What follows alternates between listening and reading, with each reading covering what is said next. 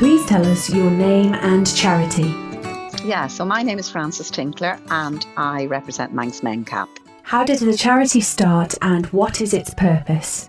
So the charity was established in 1968 to support people with learning disabilities. What are your main goals? To try work with government to improve their services for people with learning disability, to try give people with learning disability and their families voices so that we can inform policies and inform changes across government, and to just generally improve the lives of people with learning disabilities. Tell us about your team. So we have a small team here, a very active team, a very busy team. We have a children's activities coordinator in place, which is a post that's been in place for a year. And that was put in place to try give families and children with learning disabilities something to do in the holidays, because there was nothing in place for people to do in the holidays, which caused a great deal of stress and tension to families. So that's that one. And then I do the adult activity coordinator role. So my role is providing activities for adults. It was mainly came about a year ago as well, or slightly more than a year ago, maybe 18 months now, after Manx Care would do day services for people living in a residential house. So we stepped into that breach to try give people something to do in the daytime. And then we have a fundraiser, which is a new post. We have a lovely lady there doing our fundraising, and we have an administrator. So that's what we do. Who is the charity for? Our charity is aimed at supporting people with learning disabilities and their families. But I think our main focus is people with learning disabilities and trying to improve the lives of people with learning disabilities and listening to the voices of those who know about people with learning disabilities and who are supporting them in their everyday life. Which other organisations do you work with? So we have lots of partners. We have the Manx community have been incredibly supportive of us since we've been doing these activities.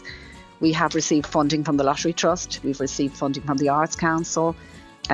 We partner up with Autism in Man, the Family Library, Art Adventures, Isle of Play, Derby and the Northern Community Initiatives, Manx Carriage Driving for the Disabled. I've got a list in front of me.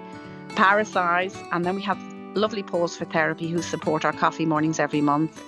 We've got Sailing for the Disabled, Singing Joe's, Soundology, Tiny Hoofs Therapy. And there are others out there who I'm not mentioning, but we are very grateful for all the support the community gives us. How do you see the charity developing over the next 5 years? Well, we'll continue to try and empower the community to improve services individually and collectively. We'll continue to partner with other people in improving services across the board. And most importantly, we'll aim to improve health outcomes and reduce social isolation for those with a learning disability, because our health outcomes are not great at the moment, and we really do need to start addressing this, and I think work is happening across Manx Care to address this, so that's really good. I would love to see an employment strategy being put in place for people with learning disabilities. I'd like to see a learning disability strategy in place again, and I'd like to see Manx Care employ all the people that are relevant to keep our people with learning disabilities safe and well. So we will continue to campaign for those kind of things. How is the charity funded? Our charity is funded by donations, bequests and fundraisers.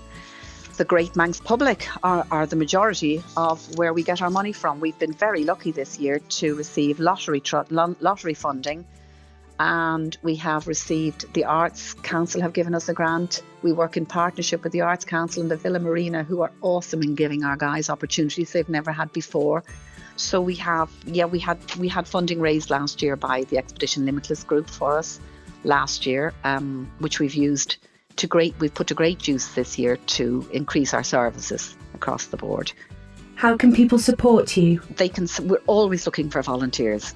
We need volunteers in the summer holidays. We need volunteers for our children's programme across all the holiday periods.